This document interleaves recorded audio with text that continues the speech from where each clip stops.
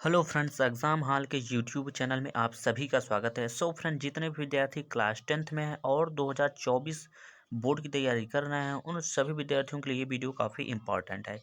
इस वीडियो में हम लोग गणित के 20 महत्वपूर्ण और गणित में महत्वपूर्ण जो टॉपिक है यानी प्रश्नावली जो है उसके बारे में डिस्कस करने वाले हैं। तो चलिए वीडियो को बिना देर के वीडियो को स्टार्ट करते हैं। जैसा कि आप लोग जानते हैं, आपका ये जो अक्टूबर का महीना है ये बिल्कुल ख़त्म हो ही गया है, ये समझ लो आप। तो आपके पास जो है नवंबर और दिसंबर, जनवरी कुल मिला के 2-3 महीने बचे हैं आपकी बोर्ड के लिए। तो इन्हीं 2-3 महीनों में हमें क्या है, पूरा अपना अच्छे से प्रिपरेशन करना है ताकि आप लोग क्या करें, आप अपने बोर्ड एग्जाम में जो है अच्छे से स्कोर कर सकें। तो चलिए पहले क्वेश्चन को समझते हैं। तो पहले क्वेश्चन में हमारा क्या दिया गया भाई? पहले क्वेश्चन में बोल रहा है, निम्नलिखित में से कौन सा सह अभाज्य संख्याओं का एक युग्म है? क्या बोला है? सह अभाज्य। सह अभाज्य को इंग्लिश में बोलते हैं को प्राइम नंबर, ठीक है। क्या बोलते हैं? तो को प्राइम नंबर बोलते हैं। तो सबसे पहले आप समझिए कि अभाज्य संख्या बोलते किसे हैं? जिन दो संख्याओं का एचसीएफ एक हो उसका अभाज्य संख्या कितना होगा? सह अभाज्य संख्या। तो वो क्या होगा? सहअभाज्य संख्या होगी। जैसे मान लीजिए एग्जाम्पल के तौर पे लिया जाए, अगर मान लीजिए मैं यहाँ पे एक संख्या लेता हूँ 7 और दूसरी संख्या लेता हूँ 4। अगर मैं बोलूँ कि बताओ इन दोनों संख्याओं का अगर एचसीएफ लिया जाएगा तो कितना होगा? आई होप आप सभी को एचसीएफ लेना तो आता होगा, ठीक है। आप भाग विधि से भी लगा सकते हैं, एल्गोरिथम वाला जो प्रयोग करके। नहीं तो आप क्या कर सकते हैं, एक और तरीका लगा सकते हो। जैसे मान लीजिए ये 7 जो है किससे कटेगा? 1 से कटेगा, या तो 7 से कटेगा, 2 संख्या से कट सकता है। लेकिन ये 2 सॉरी ये 4 जो है ये 1 से कटेगा, 2 से कटेगा और 4 से कटेगा, 3 संख्याओं से कटेगा। तो इन दोनों में ऐसी कौन-सी संख्या है जो दोनों में कॉमन चीज़ है? तो यहाँ पर 1 इसमें भी है और 1 इसमें भी है, तो इसका एचसीएफ कितना होगा? 1 होगा। तो मतलब ये बोल सकते हैं कि 7 और 4 एक क्या है? ये एक को प्राइम नंबर यानी सहअभाज्य संख्या है, ठीक है। आई होप आप सभी को क्लियर हो गया होगा सहअभाज्य संख्या किसे बोलते हैं। तो ऑप्शन नंबर यहाँ पहला में दिया गया है 14 और 35 दिया गया। तो यहाँ पे अगर ध्यान से देखोगे तो 7 से ये भी कट जा रहा है, 7 दूना 14 और 7 से ये 35 कट जा रहा है। तो यहाँ पर ये क्या होगा? सहअभाज्य संख्या नहीं होगा, क्योंकि इसका एचसीएफ जो है 7 आ चुका है यहाँ पर, ठीक है। यहाँ पर अगर बात करें तो यहाँ पर क्या लिखा है? यहाँ पर लिखा है 31 और यहाँ पर लिखा है 93। तो 31 का 3 गुना ही होता है 93, तो ये भी बिल्कुल नहीं होगा। यहाँ पर देखा जाए तो ये हो जाएगा 18 और ये 25 हो जाएगा। तो 18 किससे कटेगा? 1 से कटेगा, 2 से कटेगा, 3 से कटेगा, 6 से कटेगा और 18 से कटेगा, 9 से भी कट जाएगा। लेकिन ये 5 से कटेगा और 5 से ही कटेगा और 25 से कटेगा। तो हम ये बोल सकते हैं इन दोनों का जो एचसीएफ होगा, आप एचसीएफ निकाल लेना, तो इन दोनों का एचसीएफ जो होगा वो कितना होगा? 1 हो जाएगा। तो अतः हम बोल सकते हैं कि हमारा क्वेश्चन नंबर जो पहले का है वो ऑप्शन नंबर सी जो है करेक्ट ऑप्शन हो जाएगा, ठीक है। तो चलिए चलते हैं क्वेश्चन नंबर दूसरे की ओर। यहाँ पर आप लोग देख सकते हो, ये है आपका क्वेश्चन नंबर दूसरा। क्वेश्चन नंबर दूसरे में क्या बोला है? किसी पूर्णांक q के लिए प्रत्येक विषम पूर्णांक, क्या बोला है? प्रत्येक विषम पूर्णांक निम्नलिखित रूप का होता है, यानी हर कंडीशन पे उसका क्या विषम आना चाहिए। तो चलिए इसको भी हम लोग समझ लेते हैं अच्छे तरीके से। तो देखिए यहाँ पर पहला ऑप्शन में दिया गया है, क्या क्यों दिया गया है? अगर मान लीजिए यहाँ पर हम लेते हैं कोई विषम संख्या 3 ले लेते हैं तो ये 3 रहेगा। अगर सम संख्या 4 लेंगे तो 4 रहेगा। तो लेकिन हमको क्या बोला है यहाँ पर? प्रत्येक कंडीशन पे क्या होना चाहिए? विषम होना चाहिए। लेकिन इसमें हो रहा है, जब हम सम ले रहे हैं तो विषम ले रहे हैं, विषम हो रहा है, सम ले रहे हैं, सम हो रहा है। मतलब ये ऑप्शन आपका नहीं होगा। दूसरे ऑप्शन से पे चलते हैं। तो मान लीजिए क्यों के स्थान पे कोई विषम संख्या हम 3 ले लेते हैं और प्लस में 1 दिया गया है, तो ये हो जाएगा 3 है 4 हो जाएगा, ठीक है। मान लीजिए यहाँ पर इसके स्थान पे हम यानी क्यू के स्थान पे कोई सम संख्या ले लेते हैं 4 और ये 1 हो जाएगा, तो 4 और 1 क्या हो जाएगा? 5 हो जाएगा। तो ये भी आपका जो करेक्ट आंसर है वो ये नहीं हो सकता। क्यों नहीं हो सकता? क्योंकि जब हम विषम ले रहे हैं तो ये सम हो रहा है और जब हम सम ले रहे हैं तो ये विषम हो रहा है। लेकिन बोला है हर कंडीशन पे विषम होना चाहिए, तो ये भी ऑप्शन नहीं होगा। यहाँ पर अगर देखा जाए तो यहाँ पर मान लीजिए यहाँ पर क्या है? 2 है। मान लीजिए 2 के स्थान पे हम कोई विषम संख्या 3 लेते हैं, सॉरी यहाँ पर 2 लिखिए इंटू क्यों के स्थान पे कोई विषम संख्या 3 लेते हैं, तो यहाँ पर हो जाएगा 6 हो जाएगा। विषम संख्या लिया तब। मान लीजिए यहाँ पर हम कोई सम संख्या लेते हैं, तो यहाँ पर 4 गुना क्या हो जाएगा? 8 हो जाएगा। तो यानी यहाँ पर हम विषम ले रहे हैं तब भी सम आ रहा है और सम ले रहे हैं तब भी सम ही आ रहा है, तो ये वाला आपका नहीं हुआ। तो जब 3 ऑप्शन कट गए हैं तो आपका लास्ट ऑप्शन बच गया। आप चाहें तो इसे चेक भी कर सकते हो। तो सब चेक कर लीजिएगा, यहाँ पर क्यू की वैल्यू रख लीजिएगा सम और विषम करके, तो यहाँ पर आपका ऑप्शन नंबर जो है डी सही हो जाएगा, ठीक है। तो चलिए चलते हैं क्वेश्चन नंबर तीसरे की ओर। क्वेश्चन नंबर तीसरे में क्या बोला है? दो संख्याओं का योग 8 और अंतर 2 है, तो संख्याएं ज्ञात कीजिए। यानी दो ऐसी संख्या हैं जो चार ऑप्शन में से यहाँ पर दिए गए हैं, उनका योग जो किया गया है तो ये 8 आ रहा है, अंतर कितने का है, 2 का है। तो देखिए क्योंकि ये बहुविकल्पी क्वेश्चन है तो इसको हम लोग ज़्यादा टाइम ना वेस्ट करते हुए इसको ऑप्शन से ही रिलेट कर लेंगे। तो सबसे बोला है दो संख्याओं का योग, यानी पहली संख्या ये है, दूसरी संख्या ये, दोनों को जोड़ेंगे तो 6 और 2 कितना 8 हो जाएगा। लेकिन अंतर बोला है 2 होना चाहिए, तो ये 6 और 4 2 का अंतर कितना होगा, 4 होगा, तो ये बिल्कुल नहीं होगा। यहाँ पर 5 और 3 हो जाएगा 8, 5 में से घटाएंगे 3 तो कितना बचेगा, 2 हो जाएगा। अतः आप बोल सकते हो कि ऑप्शन नंबर आपका जो सेकंड वाला है यानी बी वाला है वो ऑप्शन आपका करेक्ट ऑप्शन हो जाएगा। ठीक है, तो चलिए चलते हैं क्वेश्चन नंबर चौथे की ओर। यहाँ पर आप लोग देख सकते हो ये आपका है क्वेश्चन नंबर चौथा है। क्वेश्चन नंबर चौथे में क्या बोला जा रहा है, x square minus one equal to में 8 को हल कीजिए। तो इस क्वेश्चन में क्या करना पड़ेगा, इस क्वेश्चन में ज़्यादा कुछ नहीं करना पड़ेगा। तो सबसे पहले क्या करेंगे, लिखेंगे यहाँ पर एक्स स्क्वायर जो हम कहते हो बराबर में लिखिएगा ये 8, ये जो माइनस में एक है ये पंचांतर कर दीजिएगा तो ये हो जाएगा प्लस में हो जाएगा 1। ठीक है, तो अगले स्टेप पे क्या करेंगे, फिर लिखेंगे यहाँ पर एक्स स्क्वायर बराबर 8 और एक क्या हो जाएगा, तो 9 हो जाएगा। अब इसका स्क्वायर हटाइएगा तो यहाँ पर केवल एक्स बचेगा और यहाँ पर हो जाएगा रूट में 9 हो जाएगा। तो अगले स्टेप पे यहाँ पर एक्स बराबर ये निकलेगा प्लस माइनस में कितने का वर्ग है, तो 3 का वर्ग है, तो यहाँ पर 3 निकल जाएगा। ठीक है, तो देखते हैं कि इस ऑप्शन में दिया गया है 3, ऑप्शन नंबर आपके जो सी में दिया गया है 3, तो ऑप्शन नंबर इसका सी वाला जो है करेक्ट हो जाएगा। ठीक है, तो चलिए चलते हैं क्वेश्चन नंबर 5वें की ओर। यहाँ पर आप लोग देख सकते हो ये आपका है क्वेश्चन नंबर 5वां, और क्वेश्चन नंबर 5वां में क्या बोल रहा है, यदि द्विघात समीकरण x square minus 6x plus के बराबर 0 के ए के मूल समान हो तो के का मान ज्ञात कीजिए। कुछ इस तरीके का सवाल है, तो चलिए इसको भी हम लोग समझ लेते हैं अच्छे तरीके से। तो चलिए इसको हम लोग लगाते हैं। सबसे पहले समीकरण में क्या दिया गया उसको नोट कर लेते हैं। तो समीकरण में आपको दिया गया है, क्या दिया गया है, तो एक्स स्क्वायर माइनस में दिया गया 6x और प्लस में दिया गया के इक्वल टू में 0। बोला है मूल समान है, जब भी बोलता है मूल समान है तो आपको डी की वैल्यू क्या लेना पड़ता है, 0 लेना पड़ता है। ठीक है, तो यहाँ पर आपको एक फार्मूला याद होगा, मैंने बताया था क्या, डी बराबर बी स्क्वायर माइनस 4ac। अब यहाँ पर अगर आप देखोगे ध्यान से तो इसमें A B C D use हुआ है, लेकिन आपको ए बी सी डी का वैल्यू नहीं पता है। तो आप जब इससे कंपेयर करोगे इस समीकरण से, तो यहाँ से ए की वैल्यू जो आपका निकलेगा यानी एक्स स्क्वायर से ए आपका निकल जाएगा कितना, एक निकल जाएगा, क्योंकि एक्स स्क्वायर का गुणांक कितना है, ए है, एक है। उसी तरीके से बी की जब वैल्यू निकालेंगे तो आप माइनस में 6 निकल जाएगा। आई होप आप सभी को निकालना जानते हैं। अगर आप निकालना नहीं जानते तो मेरे पीछे पिछले जितने भी वीडियो है मैथ्स के वो सभी देख लीजिएगा, उसमें ये वाला क्वेश्चन आपको जरूर दिखेगा। ठीक है, और इसी तरीके से हम सी की वैल्यू निकालेंगे तो सी की वैल्यू हमारा कितना है, तो के है। ठीक है, तो देखिए क्योंकि यहाँ पर डी की वैल्यू हम कितना रखेंगे, 0, क्योंकि मूल बोला है समान है। ठीक है, समान है, तो यहाँ पर डी बराबर में हम 0 रखेंगे। बी की वैल्यू हमारा कितना पता है, तो माइनस में 6, तो माइनस में 6 का यहाँ पर क्या करेंगे, तो होल स्क्वायर लगा देंगे। माइनस में यहाँ पर लिखेंगे 4 इंटू ए की वैल्यू है ए, इंटू सी की वैल्यू कितना है, तो के है। ठीक है, अगले स्टेप पे क्या करेंगे, तो यहाँ पर लिखेंगे 0 बराबर 6 का वर्ग यहाँ से करेंगे तो 6 छक 36 हो जाएगा, माइनस यहाँ पर करेंगे तो यहाँ पर हो जाएगा क्या, 4 के हो जाएगा। तो अब क्या करिएगा, ये जो माइनस में 4 के इसको पंचांतर करिएगा तो ये हो जाएगा यहाँ पर 4 के प्लस में हो जाएगा। ठीक है, और यहाँ पर हो जाएगा 36 हो जाएगा। अब देखिए हमें के की वैल्यू निकालना है, तो यहाँ पर लिखेंगे के बराबर, तो यहाँ पर लिखेंगे 36 और ये बट्टे में चला जाएगा 4। ठीक है, तो जब ये बट्टे में जाएगा तो यहाँ पर होगा क्या, फिर लिखेंगे यहाँ पर के बराबर 4 से काटेंगे कितनी बार में कटेगा, तो यहाँ पर 9 बार में कट जाएगा। ठीक है, तो यानी कहने का मतलब के की हमारा वैल्यू जो निकला है वो कितना निकला है, तो 9 निकला है। चलिए देख लेते हैं किस ऑप्शन में दिया गया है। तो आप देख सकते हो ऑप्शन नंबर यहाँ पर तीसरे वाले यानी सी वाले ऑप्शन में दिया गया है, तो ऑप्शन नंबर आपका जो सी है वो करेक्ट ऑप्शन हो जाएगा। ठीक है, तो चलिए चलते हैं क्वेश्चन नंबर 5वें की ओर, सॉरी 6वें की ओर। 5वां तो हल हो गया। तो ये रहा आपका क्वेश्चन नंबर 6वां, और क्वेश्चन नंबर 6वां में क्या बोल रहा है, समीकरण एक्स स्क्वायर माइनस एक्स और माइनस 1 इक्वल टू 0 का विवेक्तिकर है। इसका क्या करना है, विवेक्तिकर आपको ज्ञात करना है। तो इसमें भी क्या करना पड़ेगा, यहाँ पर ए की वैल्यू यहाँ से निकल जाएगा कितना है, ए की वैल्यू 1 निकल जाएगा, और बी की वैल्यू कितना निकलेगा, तो माइनस में, और सी की वैल्यू कितना निकलेगा, तो माइनस में 1 निकलेगा। क्योंकि तुलना करते हैं ना भाई, तो इस एक्स स्क्वायर वाली वैल्यू से ए का निकलेगा, इससे बी का और इससे सी का, तो ए बी सी डी का मान निकल गया।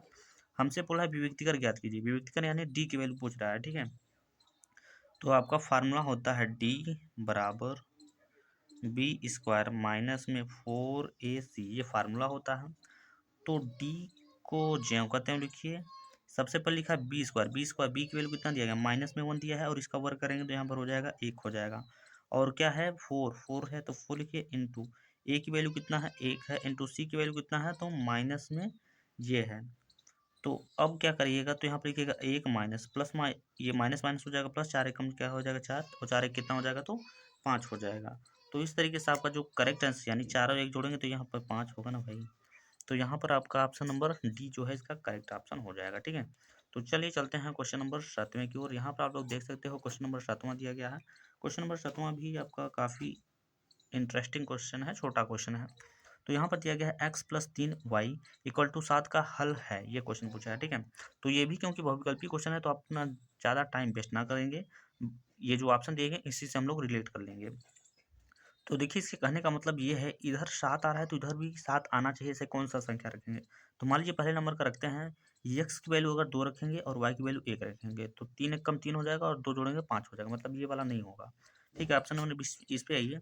तो इसका रखेंगे, मान लीजिए x की वैल्यू यहाँ पर रख रहे हैं हम 3, तो यहाँ पर हो जाएगा 3 प्लस y की जगह 1 रखेंगे तो यहाँ पर लिखेंगे 3 एक कम 3 हो जाएगा, इंटू में 1, तो 3 एक कम 3 हो जाएगा और 3 जोड़ देंगे 6, लेकिन ये भी नहीं होगा।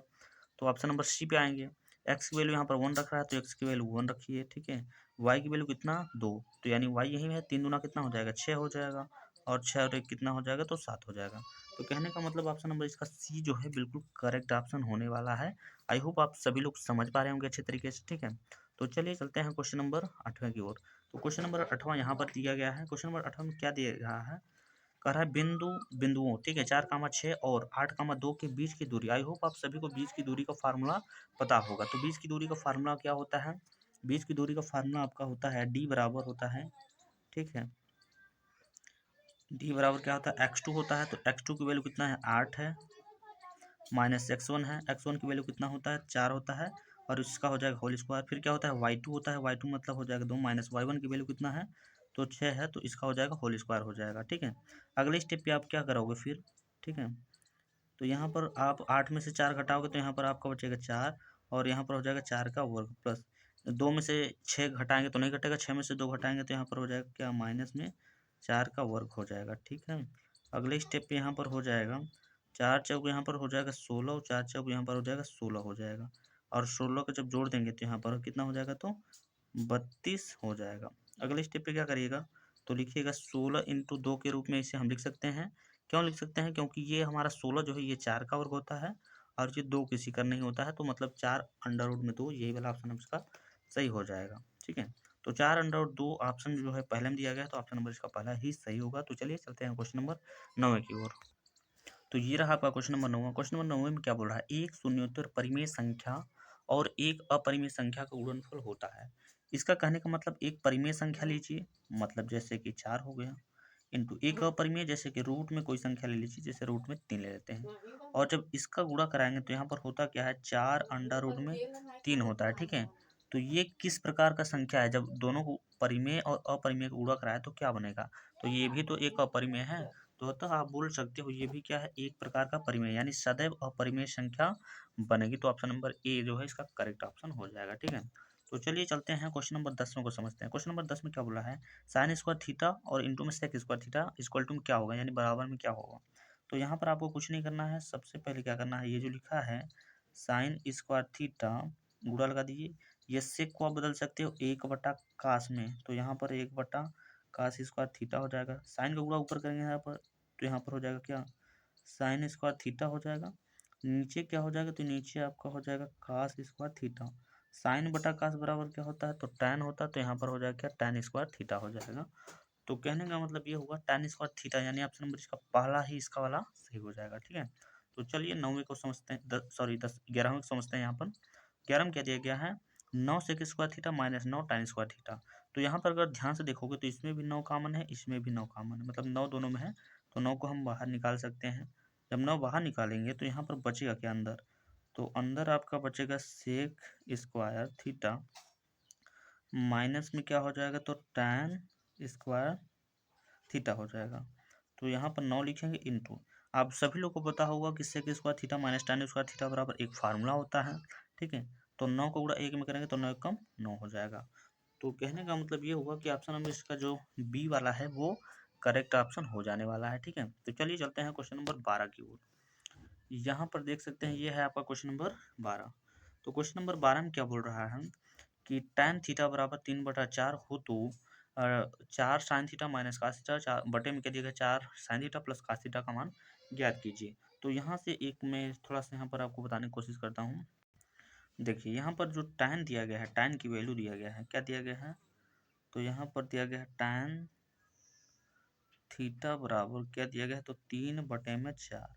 आप सभी लोग जानते हैं कि tan थीटा को हम बदल सकते हैं किसमें, sin थीटा, और बटे में क्या हो जाएगा, तो कास थीटा हो जाएगा। इसको मैंने इस रूप में बदला क्योंकि हमें साइन की वैल्यू डायरेक्ट पता चल गया और कास की वैल्यू पता चल गया। अब इस पे हम पुट करेंगे तो हमारा आंसर आ जाएगा। तो सबसे पहले यहाँ पे लिखा है 4 है तो 4 लिख देते हैं, ठीक है। इनटू इनटू में क्या है, साइन है तो साइन थीटा की वैल्यू हमें पता चल गया 3, तो 3 रख देंगे। माइनस में क्या है, कास, कास की वैल्यू कितना है, तो 4 है, तो यहाँ से 4 रख देंगे आराम से, ठीक है। फिर आएंगे नीचे, नीचे भी 4 लिखा है, 4 लिखे हैं, इंटू साइन थीटा है, साइन थीटा की वैल्यू कितना, 3, और प्लस में कास थीटा यानी कास थीटा की वैल्यू कितना, इतना हो जाएगा, ठीक है। तो यहाँ पर 4 तिहाई हो जाएगा आपका 12 हो जाएगा, माइनस में यहाँ पर हो जाएगा 4, बटे में हो जाएगा 4 तिहाई 12, और प्लस में कितना हो जाएगा, तो ये हो जाएगा। और 12 में से जब 4 घटाएंगे तो यहाँ पर कितना बचेगा, 8 बचेगा, और यहाँ पर 16 हो जाएगा। 8 से काटेंगे एक बार में, 8 से काटेंगे 2 बार में, तो 1/2 जो है इसका करेक्ट ऑप्शन हो जाने वाला है। तो चलिए चेक करते हैं किस ऑप्शन में दिया गया। तो ऑप्शन नंबर यहाँ पर सी में दिया गया है 1/2, तो ये वाला इसका ऑप्शन जो है सही हो जाएगा। तो चलिए चलते हैं क्वेश्चन नंबर 13 की ओर। तो यहाँ पर आप लोग देख सकते हो, यह है आपका क्वेश्चन नंबर 13। क्वेश्चन नंबर 13 में बोला है त्रिज्या आर वाले वृत्त के उस त्रिज्य खंड का क्षेत्रफल जिसका कोण थीटा है। तो मतलब यहाँ पे त्रिज्य खंड का आपसे फार्मूला पूछना चाह रहा है, ठीक है। तो ऑप्शन नंबर फर्स्ट में दिया गया है थीटा बटा 180 इंटू 2 पाई आर, ठीक है। दूसरे में दिया गया है क्या, थीटा बटा 180 पाई आर स्क्वायर दिया गया है। यहाँ पर दिया गया थीटा बटा 360 पाई आर, ठीक है, 2 पाई आर दिया गया है। और यहाँ पर दिया गया है थीटा बटे 360 इंटू में क्या दिया गया, पाई आर स्क्वायर दिया गया है। तो देखिए क्या होता है, थीटा बटे जो करेक्ट आंसर होगा वो हो जाएगा थीटा बटे 360 पाई आर स्क्वायर हो जाएगा। तो कहने का मतलब ये हुआ कि इसका ऑप्शन नंबर जो है डी वाला करेक्ट ऑप्शन हो जाने वाले है। अच्छे से याद कर लीजिएगा इस फार्मूले को, ठीक है। तो चलिए चलते हैं क्वेश्चन नंबर 14 की ओर। क्वेश्चन नंबर 14 में क्या दिया गया है समझते हैं। क्वेश्चन नंबर 14 में बोला है दो समरूप त्रिभुजों की भुजाएं, भुजाएं यही दिया गया है कि अनुपात में है, यानी 4:9 के अनुपात में है। इन त्रिभुजों के क्षेत्रफलों का अनुपात क्या होगा।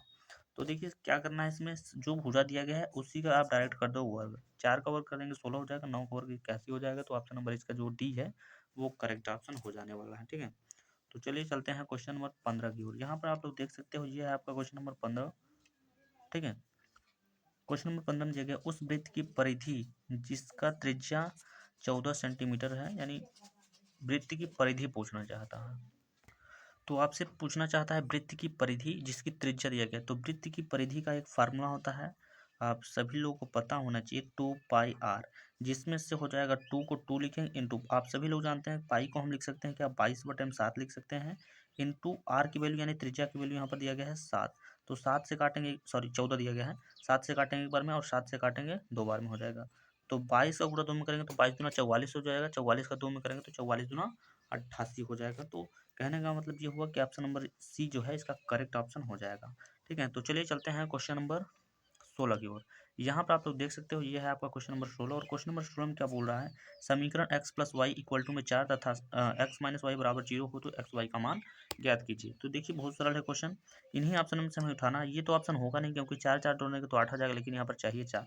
तो ऑप्शन नंबर इसको चेक करते हैं। तो यहाँ पर x की वैल्यू 2 रखेंगे, y की वैल्यू 2, तो 2 2 2 हो जाएगा, 4 हो जाएगा। फिर क्या करना है, यहाँ पर x यानी कि 2 में से 2 घटाएंगे 0 आ जाएगा। तो कहने का मतलब ये हुआ कि ऑप्शन नंबर इसका जो है सेकंड वाला ही सही हो जाएगा, ठीक है। तो चलिए चलते हैं क्वेश्चन नंबर 17 की ओर। यहाँ पर आप लोग देख सकते हो, ये है आपका क्वेश्चन नंबर 17, और क्वेश्चन नंबर 17 में क्या बोल रहा है, 9,7,9,3,9,1,9 का बहुलक है। आई होप आप सभी लोग को बहुलक के बारे में पता हो। बहुलक का मतलब होता है जो संख्या सबसे ज्यादा बार रिपीट रहेगा उसी संख्या को हम बहुलक बोलते हैं। तो ऑप्शन नंबर यहाँ पर पहले में दिया गया है 7, इसमें 8, और इसमें 3, इसमें 9। तो यहाँ पर अगर ध्यान से देखोगे तो 9 जो है 1 2 3 4 बार, सबसे ज्यादा बार कौन सी संख्या रिपीट हुआ है, तो 9 रिपीट हुआ है। तो इसका ऑप्शन जो होगा डी वाला यानी 9 वाला जो ऑप्शन है ये करेक्ट ऑप्शन हो जाएगा, ठीक है। तो चलिए चलते हैं क्वेश्चन नंबर 18 की ओर। यहाँ पर आप लोग देख सकते हो, यह है आपका क्वेश्चन नंबर 18, और क्वेश्चन नंबर 18 में क्या बोल रहा है, कह रहा है यदि द्विघात समीकरण x square plus 2x minus p equal to में 0 का एक मूल -2 हो तो पी का मान ज्ञात कीजिए। ये क्वेश्चन VIMP क्वेश्चन बना लीजिए, इस साल भी आएगा, पिछले साल भी आया था यूपी बोर्ड 2023 में, आप पेपर जाके चेक कर सकते हो, ठीक है। तो चलिए सबसे पहले जो सवाल में दिया गया उसको नोट कर लेते हैं। तो सवाल में हमको समीकरण में यहाँ पर दिया गया, क्या दिया गया है, तो एक्स स्क्वायर प्लस में यहाँ पर दिया गया है 2x और माइनस में दिया गया p बराबर में क्या दिया गया है, 0 दिया गया है। ठीक है, उसका बोल रहा है एक मूल कितना है, तो माइनस में 2 है। एक मूल का मतलब ये किसकी वैल्यू है, तो ये x की वैल्यू है। ठीक है, यानी जहाँ x होगा वहाँ पर हम -2 रखेंगे। तो यहाँ पर रखेंगे -2 का क्या हो जाएगा, यहाँ पर हो जाएगा होल स्क्वायर हो जाएगा, प्लस में यहाँ पर हो जाएगा 2 इंटू एक्स की वैल्यू कितना, माइनस में 2 तो -2 लिखेंगे, और माइनस में हो जाएगा p इक्वल टू कितना हो जाएगा, 0 हो जाएगा। 2 को वर्ग यहाँ करेंगे 4 हो जाएगा, यहाँ पर प्लस और माइनस माइनस 2 दूना कितना हो जाएगा, तो 4 हो जाएगा। माइनस में हो जाएगा p इक्वल टू में 0 हो जाएगा। तो 4 में 4 घटाएंगे तो ये 0 हो जाएगा कुल मिला के। तो यहाँ पर 0 और माइनस में p इक्वल टू में क्या हो जाएगा, तो 0 हो जाएगा। तो यहाँ पर जी p को पंचांतर करेंगे तो ये p प्लस में हो जाएगा, यानी p की वैल्यू कितना ज्ञात होगा, तो 0। तो तब बोल सकते हैं जिस ऑप्शन में 0 होगा वही ऑप्शन हमारा करेक्ट ऑप्शन हो जाएगा।